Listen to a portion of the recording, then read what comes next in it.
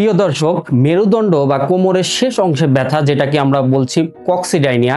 আজকের ভিডিওতে আমরা জানবো এই কক্সিডাইনিয়া সমস্যা কাদের বেশি হয় এবং এখান থেকে মুক্তি পাওয়ার আসলে উপায়টা কি। যারা একটানা বেশিক্ষণ বসে থাকেন, বিশেষ করে যারা ডেস্ক জব করেন বা ড্রাইভিং করেন, ভুল পোস্টারে বসে থাকেন, তাদের এই সমস্যাটা সবচেয়ে বেশি হয়। এরপর যাদের বেশি হয়, যাদের ওভারওয়েট আছে, মানে ওজনটা একটু বেশি, পেলভিকে আপনার যদি কোনো আঘাতের হিস্ট্রি থাকে, বা আপনার যদি পোস্টিও আর্থাইটিস থাকে, বা আপনার যদি মাসকুলার ইমব্যালেন্স থাকে, এই সব রোগীদেরও কিন্তু এই কক্সিডাইনিয়া সমস্যাটা হতে পারে। এখন এই কক্সিডাইনিয়া থেকে আসলে মুক্তি পাওয়ার উপায় কি? এক্ষেত্রে আপনাকে কিছু কাজ করতে হবে এবং সাথে আপনার ফিজিওথেরাপিস্ট আপনাকে কিছু ট্রিটমেন্ট প্রোটোকলে আপনাকে ট্রিটমেন্ট করবে। আপনি কি করবেন? আপনি একটানা বসে থাকার কাজ থেকে একটু বিরত থাকবেন। যদি আপনার বসে থেকে কাজ করতে হয়, অবশ্যই পেলভিক কুশন ইউজ করবেন। আপনার ব্যথার পরিমাণটা যদি বেশি হয়, তাহলে দিনে 2 থেকে 3 বেলা 10 থেকে 15 মিনিট করে আইসিং করতে পারেন। এর পাশাপাশি ফিজিওথেরাপিস্টের পরামর্শে আপনার কিছু পেলভিক ফ্লোরের মাসেলের স্ট্রেচিং ও স্ট্রেংথেনিং এক্সারসাইজ করতে হবে। এর সাথে গ্লুটসেরও